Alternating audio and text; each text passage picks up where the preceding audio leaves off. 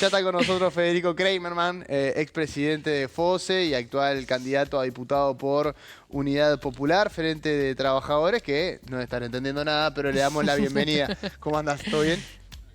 Gracias a ustedes por la invitación. Por Bienvenido. favor, un placer. Te preguntaba fuera de aire y te lo pregunto también, más allá de que ya militabas dentro de Unidad Popular, ¿qué repercusión has tenido, sobre todo después este episodio que tuviste con FOSE, con un poquito más de protagonismo y presencia en los medios de comunicación, después de todo ese episodio? ¿Cuál es el balance que haces de tu llegada a Unidad Popular? Bueno, el balance es parte también de lo que motivó la decisión de participar en esta campaña electoral y en estas elecciones, ojalá con buenos resultados, pero indistintamente de eso, con seguir diciendo algunas cosas que tuvimos la oportunidad de decir en su momento, desde el lugar que me tocaba, defendiendo a los trabajadores de la OCE, y hoy, en el marco de una campaña electoral, lo que tiene que ver con la defensa del agua, no en abstracto, sino en concreto, y de plantear qué es lo que está mal para nosotros en Uruguay y por qué los partidos políticos que se disputan el gobierno en las próximas elecciones tienen determinados intereses creados, entre ellos implica la privatización de buena parte del agua. ¿Y cómo te llevas con el hecho de que los dirigentes sindicales que pelean genuinamente por el trabajo y la situación de los trabajadores pasen luego a la política? Que hay varios ejemplos, y no estamos hablando solo de un partido político, pero no queda un poco ahí diezmado el trabajo, lo que es la defensa genuina del trabajador y ese desinterés por la política partidaria en particular. Bueno, yo creo que eso depende un poco de lo que uno defienda luego cuando hace campaña política, ¿no? Si justamente se va a moldar y con tal de conseguir más votos, modificar su postura o matizarla, que es lo que muchas veces sucede, o no. Yo en mi caso particular puedo decirlo sin problema, pienso hacer y decir lo mismo que hacía en un lado o en otro. Mis compañeros en el sindicato y en mi lugar de trabajo me conocen en eso y mi planteo es defender el interés de los trabajadores en donde me toque estar, en este caso, y vemos, el sector que yo estoy, vemos las elecciones como una oportunidad más, una tribuna más, un lugar más como este ahora, Sí. donde decir lo que pensamos. Lo digo en la asamblea y lo digo en una entrevista y lo digo donde me toque estar. Federico, Unidad Popular se define como el partido de izquierda de Uruguay. ¿Qué otras cosas definen a tu partido? ¿Qué crees que son los valores como principales que defienden ustedes? Bueno, hoy concurrimos nosotros dentro del lema Unidad Popular Frente de Trabajadores, que es la unión de algunos sectores. La Unidad Popular ya conocida, que tuvo su representación parlamentaria en el periodo anterior. Nosotros, de hecho, venimos al lado de la otra parte del lema común, que es el Frente de Trabajadores, que justamente lo que nos define es la defensa del interés de los trabajadores, una cuestión de clase más clara, más definida y consecuente con lo que decimos, ¿sí? Nosotros cuando, y ahora si me permiten lo digo bien, la crítica al actual modelo que se está llevando adelante en el Uruguay, a la inserción del Uruguay en el mundo como un país exportador de materias primas, a que esas materias primas, la producción aquí está en manos de grandes multinacionales, las cuales a su vez pagan muy pocos impuestos porque se les construyen zonas francas, se les exoneran de impuestos como el IRA, y mientras los trabajadores tienen una enorme carga tributaria. Creemos que nosotros esa crítica que hace a explicar muchas cosas, desde la situación del trabajo en el Uruguay hoy, la situación de inseguridad que se vive, el aumento de la propia violencia. Hay algunas cosas para decir, lo que tiene que ver también con para qué se usa el agua en el Uruguay, Perdón, que ayer creemos de que las otros empresas, no van a decirlo. en ¿no? ese mismo lugar dijo exactamente lo mismo Manini Ríos. Sí, sin embargo, Manini Ríos perteneció, sin irse en ningún momento a la coalición de gobierno que hizo el proyecto Neptuno y privatizó el agua, entregó el puerto por 30 años o más a una empresa extranjera, no lo vi levantar la mano para decir algo sobre el contrato que se firmó con UPM, es decir, Mencionó que se bastardea la política, para defender me decís vos. a Manini ayer, justo en ese tema, se habló del tema del puerto, dijo que él había hecho, bueno, que el partido había hecho diferentes cosas para que no sea lo que se planteó originalmente, simplemente. Bueno, por eso la política se bastardea cuando entre el dicho y el hecho hay una distancia grande. ¿Qué pasó? ¿Él se fue del gobierno? No, porque le interesó más mantener los cargos. Yo, por ejemplo, no pretendo vivir de la política y el sector en el cual pertenezco tampoco. Tengo mi vida material solucionada por suerte y en todo caso quiero de la política para verla como una herramienta para transformar las cosas. Por eso digo, la gente puede decir un montón de cosas. Los candidatos que hoy se disputan el gobierno dicen un montón de cosas. Yo miro campañas electorales tras campañas electorales y todos dicen más o menos lo mismo de los impuestos, de la edad jubilatoria, de la inseguridad. Ahora, pues pasan los gobiernos, unos y otros, y después están los hechos, ¿no? El puerto se entregó. Lo podrás criticar, Manini, pero yo no lo vi irse del gobierno y decir quédense con mis cargos. No, al revés, se mantuvo en todos los ministerios. Por poner un ejemplo. ¿sí? Entonces, No, claro, la perspectiva desde el punto de vista del gobierno claramente no se habla de una entrega, sino más bien de una actualización de un convenio que ya venía trabajándose, una actualización, una inversión también muy importante que se está haciendo allí también. no, por supuesto, el gobierno En definitiva, defiende... las perspectivas... A mí no me extraña que el actual gobierno defienda las privatizaciones, digamos. Estoy seguro que lo hacen convencidos. Yo creo que lo hacen convencidos porque su interés de fondo no es el beneficio de los trabajadores. Después nadie en campaña electoral lo va a decir de esa manera. Te puedo poner el ejemplo que me tocó vivir del proyecto Neptuno, una inversión multimillonaria, ¿sí? Donde justamente ahí el problema son del dicho al hecho, ¿no? El hecho concreto es una inversión de 250 millones de dólares que realiza el privado bajo un formato privatizador, donde, lo digo porque la infraestructura que se construye para una nueva toma de agua queda en manos de un consorcio de empresas privadas que le cobran a la OCE, o sea, al Estado uruguayo, un alquiler, al canon le llaman, de 45 millones de dólares anuales por 28 años luego de construida. Pasamos raya solo en eso, sin meter los costos operativos, que los hay muchos. Estamos arriba de 1.000 millones de dólares por una inversión que cuesta 250 y que además entrega infraestructura de agua potable por 28 años a manos de un privado. Que el gobierno lo ha defendido, ha dicho que esto es una mejora en el sistema de agua, cosa dudosa también, pero claramente, como la OCE solo se financia de la tarifa que pagamos todos los uruguayos y por ahora nadie ha dicho de dónde se va a pagar, si se computa el presupuesto de OCE la vamos a terminar pagando todos, es una privatización que va a terminar pagando la gente. Entonces, ahí está el problema concreto de qué se dice. El proyecto de Neptuno hoy está suspendido, igual más allá de la polémica que tuvimos en el sindicato, por 3 motivos. Este que acabo de mencionar, no ser claros con quién paga, un fuerte cuestionamiento de la calidad del agua, porque está en un lugar donde hay episodios de agua salada, y vaya si tuvimos muestra el año pasado del problema del agua salada en el Río de la Plata, y no dicen cómo lo van a solucionar, porque el proyecto Neptuno, desde el punto de vista técnico, no desaliniza, y no ha habido un estudio de impacto ambiental serio que diga cuál va a ser la afectación, y por eso hasta los productores rurales y hasta la Junta Departamental del Departamento de San José, cuya mayoría pertenece al mismo partido de gobierno, está en contra.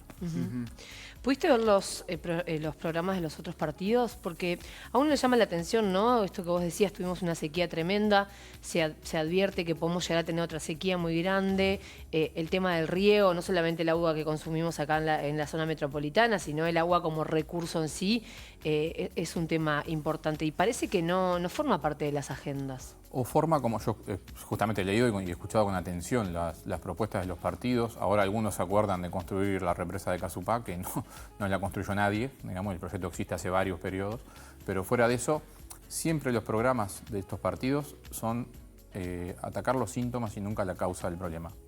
¿Incluirse también al Frente Amplio? Sí, por supuesto. Sí, De hecho, anunció Casupá. ayer Orsi, anunció que iba a construir Casupá, a pesar de haber gobernado antes y no haberla construido. El proyecto estaba pronto. Pero saludos si se construye. Ahora, eso nuevamente va a la consecuencia y no a la causa. ¿Cuál es la causa del problema del agua en el Uruguay? La sequía tiene una explicación desde el punto de vista del fenómeno climático, la que vivimos el año pasado, pero tiene una explicación que tiene que ver con el modelo que impera.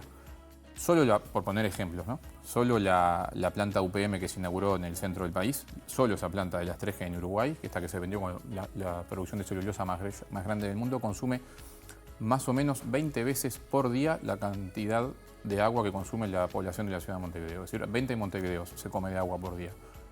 Gracias a la ley de riego y la enorme proliferación de embalses privados, se gastan en riego para la soja. Y pongo un ejemplo, yo no estoy en contra de que se riegue el campo. ¿Sí para qué? Para la soja, que no deja nada en Uruguay, salvo que se llenen los bolsillos los que tienen campos con soja. En la soja se gastan por día 25 veces un equivalente de agua en riego de soja de lo que consume la ciudad de Montevideo. Por poner unos ejemplos concretos. Te entiendo, pero perdón, de lo que está detrás, digamos. Tengo que preguntar algo más allá del agua. ¿Por qué la soja no deja nada? Hay familias que laburan de eso, gente que gasta. El campo deja la soja, la cantidad de trabajo que emplea la soja es muy baja, si ahí comparado con el campo cuando tiene otro tipo de cultivos, por ejemplo, destinado a la alimentación de la propia población interna del Uruguay. La soja es sabido... No todos los campos son para cultivar, ¿no? No, pero todos los que tienen índice CONIAT de 100 para arriba sí, y perfectamente hoy lo que está pasando es lo siguiente. La propia proliferación del modelo forestal y de la soja hace que las grandes multinacionales o los grandes empresarios extranjeros puedan comprar esas tierras. UPM se ha comprado enormes cantidades de tierra a través de subsidiarias como Forestal y Oriental y otras, ¿no? Pero tiene enormes extensiones de tierra comprada. Eso encarece el precio de la hectárea en el campo, desplaza al pequeño productor que ya no puede pagar o lo rodean, como ha pasado en algunos lugares. Vaya, hay que visitar 33, Tacuarembó, para ver cómo se han ido fundiendo los pequeños y medianos productores en detrimento de estos que se compran todo para poder poner eucaliptus, pino, soja, que no deja nada, que sale su producción por zonas francas, que no genera trabajo en Uruguay. El de la celulosa es el mejor ejemplo. Si no hubiera cerrado Fanapel y a partir de las plantas de celulosa creáramos la industria del cartón y el papel, dando trabajo de calidad, de mayor manufactura, etcétera, dejaran algo para el país, sería otro el debate. Ahora, cuando al mismo tiempo que cierran las siguientes etapas del proceso, ¿no? El que industrializa más, el que tiene trabajo de mayor calidad, y vendemos solo celulosa, que no es otra cosa que los troncos secos, ¿sí? Para abaratar el flete, porque las papeleras, las pasteras lo único que hacen es quitarle el agua a la pasta de celulosa para poder llevarla más barato en el barco, a donde en otro lado están las fábricas. Ese modelo que estamos eligiendo no deja nada, no genera trabajo de calidad además. Pero y además ni siquiera le cobran impuestos, con lo cual podríamos reinvertir. Perdón, ¿pero qué le dirías, por ejemplo, a la gente del pueblo Conchillas, ¿no? Que viven casi prácticamente de esa planta, que han levantado esa planta, que tienen tantos puestos de trabajo, que han mejorado su calidad de vida? ¿Qué les contestas? Bueno, pongo en cuestión si han mejorado todo su calidad de vida. Podemos ver el caso de Fraiventos, de Conchillas o de Pueblo Centenario. Una cosa es la etapa de construcción, donde hay que ver igual qué pasó en la ciudad, cómo aumentó la prostitución, cuántos extranjeros fueron a vivir, etcétera. Si es realmente la gente que vive ahí la que mejora su calidad de vida o no. Hay que ir a Fraiventos, por ejemplo, donde... Voy a decirte el caso Conchillas sí, porque casi que soy de ahí. Bueno, hay que ir a Fraiventos, que tiene como ciudad, es la ciudad con el índice de ocupación más alto del país. Y tiene la primera planta ahí. Entonces, eso. Y segundo, en el Uruguay viven 3.100.000 habitantes. Más allá de esto, el problema es el modelo que abarca a todos los uruguayos. Respecto a ese punto en particular, quería consultarte cuál es el modelo que Kramerman y Unidad Popular y el resto del grupo pretende hacer, impulsar, porque parece utópico pensar un mundo sin eso, o por lo menos en el mundo en el que vivimos hoy, que quizá está basado en el capitalismo, pero es lo que por lo menos aquí en Uruguay pregona. Ahí hay que diferenciar. Por supuesto, mi objetivo superior y no utópico, porque para nosotros es realizable, es una sociedad sin explotados ni explotadores, digamos, se llama socialismo, no capitalismo, pero no es el Uruguay de hoy y no es algo que va a pasar mañana. Ahora, en el Uruguay de hoy, perfectamente se le pueden dejar de exonerar de impuestos en las zonas francas. Son 2.000 millones de dólares por año lo que dejan de pagar las grandes multinacionales. Yo no quiero confundir, cuando uno dice empresario, no está hablando del que tiene un boliche, digamos. Un puesto, sí. ¿Sí? 2.000 millones de dólares no pagan quienes viven de tener la soja, las plantas de celulosa y demás, porque sale por la zona franca. Solo con eso tenemos para mejorar la educación, hacer un sistema de salud decente y no el que tenemos ahora, aplicar la reforma de la seguridad social, que cuesta menos que eso, y que los jubilados cobren más. Todo eso en el mismo capitalismo que vivimos, se pueden hacer las cosas respetando la soberanía nacional y no entregando el país a las multinacionales. O sea, sería aplicarle impuestos a las grandes empresas nacionales. Ni siquiera es aplicarle, es dejar de exonerarlo, hacer que paguen los impuestos que justamente el pequeño productor sí paga, los trabajadores pagamos. Es eso es un cambio clave. Estamos en un modelo basado en la sobreexplotación de los recursos y las riquezas de nuestro suelo y de los trabajadores. Y si esa decisión implica que todas las empresas se vayan del país y que esa zona franca no exista y que ni siquiera se deje de, o sea, ni siquiera se cobre eso que estás mencionando, sino que el dinero que han aportado se vaya. El dinero no lo han aportado, justamente porque no se lo cobran. Pero fuera eso yo te entendí. Sí, ¿qué pasa si se va UPM? UPM no se va porque UPM, si entendemos cómo funciona el mercado mundial, vino acá por la riqueza de nuestra tierra, porque un árbol en Uruguay crece 10 veces más rápido que en Finlandia y porque se apoyó en la ley forestal que tiene 30 años, no 5, ¿sí? Y vino porque acá está la materia prima, como ocurre en todo el mundo, ¿sí? El mundo está organizado a merced de las multinacionales que eligen de dónde sacar las materias primas, dónde instalar sus fábricas para producir, en qué mercados venderlo, dónde están los centros de desarrollo tecnológico. Es contra eso que hay que ir. Y no se va a ir UPM. UPM tiene acá los árboles, ya se compró medio Uruguay de árboles, porque le cobremos impuestos para tener un poco de dignidad, para que dejen... UPM, yo dije, el ejemplo del agua que di, del Río Negro, no la paga. No solo le exoneran impuestos, su principal insumo para la producción, que es el agua de nuestra agua. Tampoco no las empresas uruguayas que embotellan, ¿no?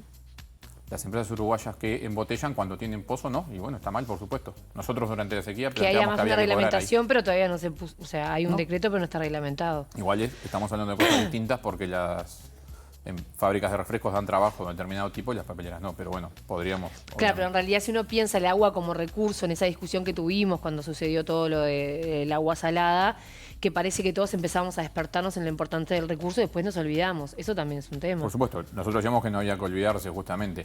La diferencia está que el agua va en las embotelladoras va a parar al consumo humano y el agua en las papeleras va a parar a que a UPM le funcione la caldera para Sí, pero el poder recurso sacar de la agua de basura. cada uno de nosotros nos los cobran. Sí, por supuesto. Para nosotros el agua debería ser un derecho brindado por el Estado, no nos deberían cobrar. Federico, vos estás atravesando una investigación de fiscalía, estás imputado por delito de atentado agravado por haber encendido una bomba de humo dentro de un edificio de OCE en el contexto de estas manifestaciones por el proyecto Neptuno. Se informó la semana pasada, si no recuerdo mal, que se extiende esta investigación. ¿En qué está el proceso? Bueno, respetando el trabajo del Poder Judicial y la Fiscalía, los hechos que originan esto ocurrieron el 13 de junio del año 2023, hace un año y 3 meses. Posterior a la difusión en la prensa fue que se hizo la denuncia y demás, y acá me permito decir dos cosas. Dar el contexto, que tiene que ver con algunas de las cosas que dije, de cuál fue los motivos de aquella movilización, que tienen que ver con llevar meses cuestionando el proyecto Neptuno sin respuesta. El sindicato, mientras me tocó presidirlo, tuvimos reuniones desde el presidente de la República, la vicepresidenta, los ministros de Ambiente, 2 ministros de Ambiente porque cambiaron. Y el directorio de OCE nunca dio una respuesta en 3 aspectos que ya los dije, digamos. Es quién paga esto, quién paga un proyecto que sale 4 veces más y que además se come más de la mitad del presupuesto de inversión de la OCE. Es decir, o la OCE va a invertir menos o vas a subir la tarifa, pero de algún lado sale la plata, ¿sí? ¿Cuál va a ser la calidad del agua? Porque acabamos de vivir una sequía donde se mostró que ese río donde vas a usar el agua tiene sal y de hecho está científicamente demostrado que en el punto de elección en Arasatí hay sal. Y tercero, cuál es el impacto ambiental de estas obras, porque es una zona de índice CONIAT altísimo con muy buena producción rural. Ninguna de estas cosas fueron respondidas. Ese día, buscando la respuesta del directorio, el directorio jugó una pulseada pública porque en vez de abrir, lo que ocurre decía es conocer las ofertas, abrir las ofertas de las empresas, los sobres famosos. Se hace usualmente en una oficina, bueno, lo hizo en una sala del directorio, dirección central de OCE, un poco como dándole más estado público a la cosa, está en su derecho, nunca obtuvimos una respuesta. Eso provocó la movilización. Después se nos denuncia y se traslada un conflicto sindical a la esfera penal. Se puede estar de acuerdo o no con los métodos utilizados en la movilización. Ahora, hay ámbitos donde definir eso. Se puede ir al Ministerio de Trabajo, se puede ir a la Justicia Civil, se puede entablar una negociación o discusión, cosa que no ocurrió. La OCE eligió la denuncia penal, ¿sí? Creemos nosotros, estamos convencidos, más bien para distraer la atención, perseguir al sindicato que lo estaba cuestionando, los habíamos cuestionado durante la sequía, y, o casualidad, cuando la fiscal nos llama a declarar, a mí, a quien habla, y a otros dirigentes del sindicato, la fiscal Fossati, que después terminamos, yo soy su último caso y se jubiló o mágicamente terminó luego haciendo política partidaria también, está en su derecho, pero bueno, igual que vos. Me refiero a los 8, sí, pero yo no trabajo en el Poder Judicial. Esa es una diferencia de sustancia. Donde la gente tiene una idea de que es imparcial, ¿no?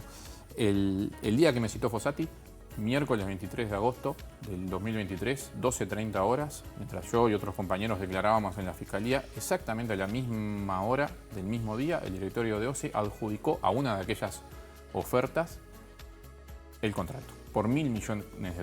Ese día, a la misma hora. ¿Dónde estaban las cámaras de televisión? En la puerta de Fiscalía. ¿Por qué? Porque responder cómo una empresa pública firma un contrato por 28 años por $1.000 millones era difícil de hacer. Por lo tanto, pasó desapercibido ese día. Y la coincidencia, cada uno interpreta como quiere. Volviendo al tema tuyo, ahora que estás en un lugar para ser electo por la gente, imagino que esta conversación, ¿no? De preguntarte, bueno, que está tu caso, fue sonado, fue mediático, las imágenes tuyas también recorrieron los medios de comunicación, las redes sociales. ¿Te arrepentís de haber tomado esa medida? Entiendo todo lo que vos me decís de la reivindicación, pero después está también las cosas que decidimos hacer para hacernos sentir o notar. Sí. Efectivamente, bueno, ese lo acabas de decir, el objetivo de la movilización y los métodos utilizados era obtener una respuesta y para eso cualquier manifestación busca hacerse sentir y notar, ¿sí? Yo como presidente del sindicato siempre asumí los hechos indistintamente porque esto era una resolución de carácter colectivo, así que el arrepentimiento es un poco difícil de plantear porque jamás me voy a arrepentir de hacer lo que mis compañeros me mandataron a hacer. Sobre todo encabezando. Si me propuse para que me votaran como presidente de un sindicato y tuve el ¿Te apoyo de mandataron la a tirar gente, la bomba? Sí, o usar pirotecnia, por eso ahora ha habido más prensa de esto, no fue la única. Digamos, después... Sí.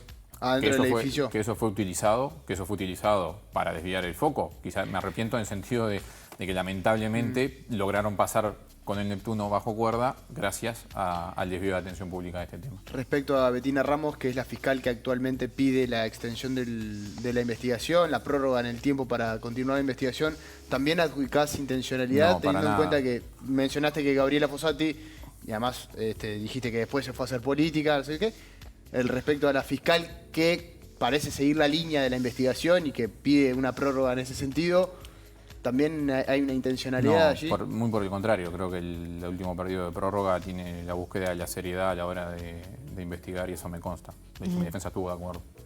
¿Por qué Unidad Popular tiene que llegar al estar en el Parlamento? ¿Y por qué vos tenés que estar en el Parlamento? Bien, nosotros esperamos que la Unidad Popular y el Frente de Trabajadores llegue al Parlamento como consecuencia del apoyo de la gente y particularmente de los trabajadores. No es un fin en sí mismo para nosotros y si nos toca estar, si tenemos la suerte de tener ese apoyo, será para denunciar en ese ámbito lo que otros no denuncian. Aquí hemos tenido cierres de empresas, voy a poner 2 o 3 ejemplos, empresas constructoras como Balsa y Asociados, que de un día para el otro deja 400 personas en la calle, Pedido Ya, que se construyó en Uruguay a base de exoneración de impuestos justamente, que de un día para otro, por una reunión por Zoom, le dijo a 100 trabajadores que habían perdido el trabajo. Por poner ejemplos de para qué iría uno al Parlamento a denunciar eso, a denunciar los contratos alevosos que se firmaron, como el del puerto o como el proyecto de Neptuno, por citar algunos, o el de UPM en el gobierno anterior, ¿sí? A utilizar ese rol Y a proponer del qué espacio cosas. de denuncia. Y, A proponer cosas, como ya dije, el uso de la riqueza nacional para la construcción de un modelo diferente en el país, para la industrialización del país, por ejemplo. Si 2.000 millones de dólares los pudiéramos volcar al desarrollo de la industria nacional, a tener un frigorífico que no esté en manos extranjeras, sino que sea parte de, por lo menos, patrimonio uruguayo, que pudiera regular los precios, para ese tipo de cosas. ¿Y qué apoyo sienten que tienen de la población, teniendo en cuenta de que los resultados son bastante menores a los que tiene el resto de los partidos y en general el sistema político no parece estar tan de acuerdo por cómo te estás expresando, es contra todo el resto de los partidos políticos? Y ahí me parece que a nivel de Unidad Popular, si quiere impulsar justamente todo esto y tener un rol en un eventual gobierno, parece que tiene que hacer algunas alianzas. En ese sentido, ¿cómo lo ves desde el punto de vista político? Que las alianzas y cualquier resultado que se proponga tiene que provenir con el apoyo popular y eso es lo que fuerza las alianzas. Te voy a poner un ejemplo que tiene que ver con la actual reforma de la Seguridad Social. A mí me tocó votarla dentro del PCNT como delegado sindical y hoy defenderla y no solo juntar firmas, sino defender la papeleta del sí, el plebiscito. Si eso sale, va a haber que implementarlo. Y yo creo que, bueno, los candidatos que pretenden disputarse el gobierno nacional, de los por lo menos 3 partidos que tienen la chance, Sí. como decís vos, claramente están en contra. Y sería bueno preguntar qué harían, ¿no? Algunos ya llegó a esbozar que, bueno, hay que ver cómo lo implementamos, casi dando a entrever que igual capaz que no lo implementan. Entonces, eso no es un problema de mayorías o minorías en el Parlamento, es un problema de la mayoría del apoyo real. Por ejemplo, se nos aumentó la edad jubilatoria y estoy bastante seguro que la gran mayoría de los uruguayos no lo quería, o sea que el Parlamento no fue representativo, por más que tengas manos en el Senado o en diputados. ¿Sí? No es un problema de cuántos diputados tenés, sino de cuál es la opinión de la gente que te apoya. Pero para impulsar las cosas que ustedes entiendan, para impulsar ese modelo de país a través del Parlamento van a necesitar alianzas y apoyos de otro lado. Yo estoy seguro que algunos verán forzados a apoyarlo por la presión de la gente, eso es lo que te digo. ¿Cómo? ¿Puedes repetir eso? Yo estoy bastante seguro que si, por ejemplo, propusiéramos en el Parlamento anular el proyecto Neptuno o rever los contratos del puerto de UPM o aumentar las jubilaciones mínimas de una manera como se plantea ahora, muchos se verían forzados votarán o no a juicio de lo que la gente diga. Justamente lo importante es el apoyo popular, no tanto cuántas manos tengo en el Parlamento. Vos decís Sí, que a claro, través de movilizaciones Sí, claro, eso te dicen. que ustedes generarían o Que siempre impulsarían. apoyaríamos. Yo no me veo como alguien que se para y le dice a los trabajadores qué hacer, sino al revés, que en todo caso escucha y se hace eco de los reclamos de los trabajadores y para eso estaríamos. Federico, muchísimas gracias por estos Gracias a minutos. Como Gracias. siempre, es un placer charlar y bueno, esperemos a que se resuelva esa situación a nivel judicial, que por el momento hay una prórroga. ¿Tenés fecha para ir a declarar? No, declarar no, simplemente prorrogaron el proceso hasta marzo. Bien, no va a haber nuevas citaciones, o por lo menos... No, eso depende de la Fiscalía. Bien, Y bien. veremos si viene como diputado también. Claro, exactamente. Gracias. Un placer. Gracias a ustedes.